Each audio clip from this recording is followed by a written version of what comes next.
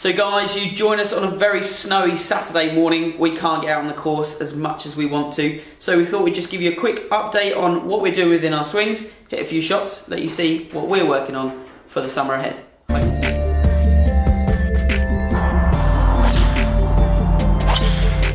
Okay, so bits and pieces that I'm working on in my swing. We've spoken before about not taking so many big divots. Yep.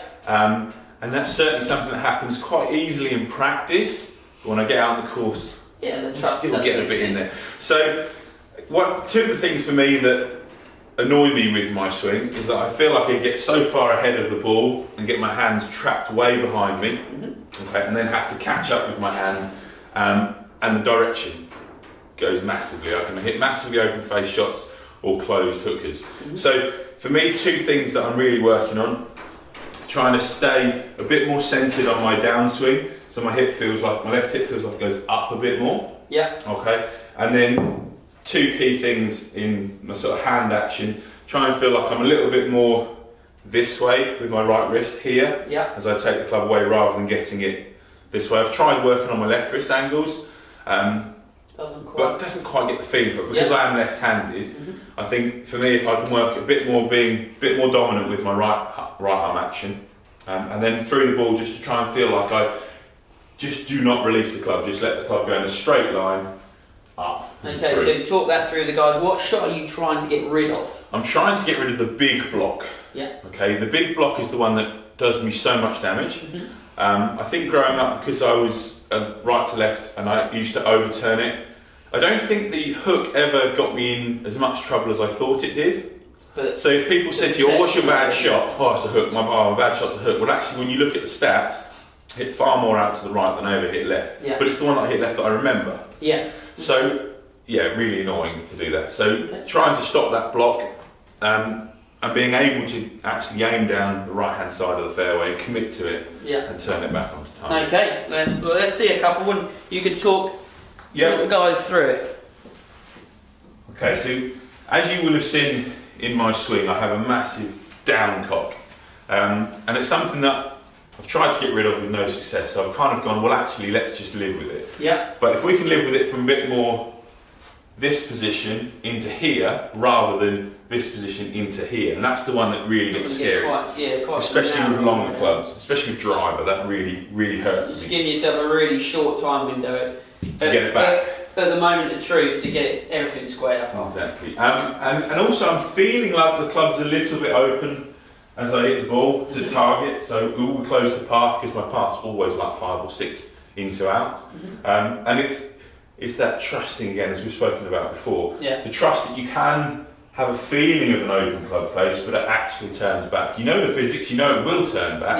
But actually trust it and not. Trust element, Right, enough talking, let's hit one. Yes, go on then. So a bit more this way, here on the way back. And this is a rehearsal that you do in practice? Yeah, definitely. Yeah, get it kind of feeling in here, and then a bit more that way through the ball. And left.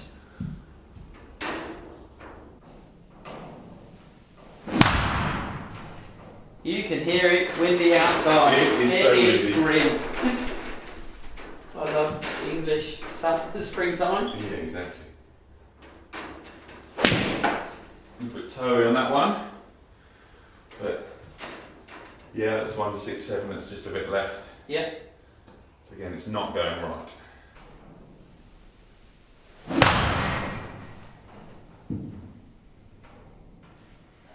Say that a little with the hands.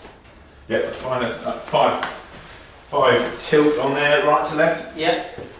So it's just about making Simon's swing just a little bit more repeatable, but also what you perceive to be your bad shot and the one we know that isn't necessarily the issue. No. It's going the other way, and it's just trying to narrow that down. And that's all we're ever trying to do as coaches. Is at times you'll see some people that you can't actually improve on their best by loads. You can fine tune it, but like some people, everybody's going to max out at some stage. But the bad shot, if we can make that in line with your good shot, maybe obviously in terms of your dispersion short to long, it's not going to be quite there through strike or whatever. But if that's there and thereabouts, then making the scoring and playing of golf and making it a bit more enjoyable, it's going to be so much easier. Yeah, so much easier, so much more repeatable. Yeah. So that's Simon and what he's working on. Yeah. So guys, please comment below if you're working on anything that Simon's working on. Feel free to ask any questions, and we'll get back to you as soon as we can. Mm-hmm.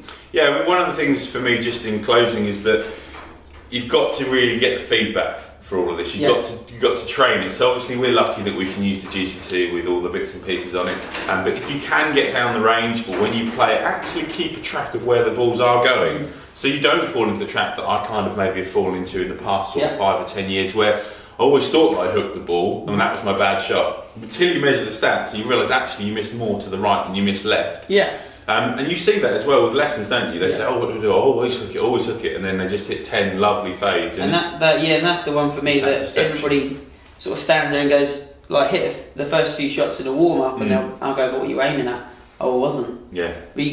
At that point, how are you going to get what you need? So even if you set up like a post out in front of you, that doesn't have to be miles away, but just thinking, right, where are they finished in line with where I'm aligning to, that post, where are the balls where are they starting, where are they starting, where are they finishing, am I getting curved? And then you can go back to, if you do have lessons, go back in and go, look, I've been to the range and this is what I've found. That will give us a head start on what we're going to have a little look at in the lesson. Yes, so guys, hope you enjoyed that. Thank you very much for watching. Yeah, guys, as always, if you'd like to hit the subscribe button, that would help us out no end. Also, the bell icon next to it will get you all of our videos straight into your inbox as soon as we release them. Yeah, so if you do subscribe, you will be entered into the KO 10K, and there'll be a little video just here, which will be his swing update. See you soon. See you later, guys. Thanks for sticking around to this point. If you haven't subscribed, then you won't be in KO 10K. Yeah, so we're going to be giving away prizes at various intervals between where we are now and 10,000 subscribers. So if you haven't done it, get on it now.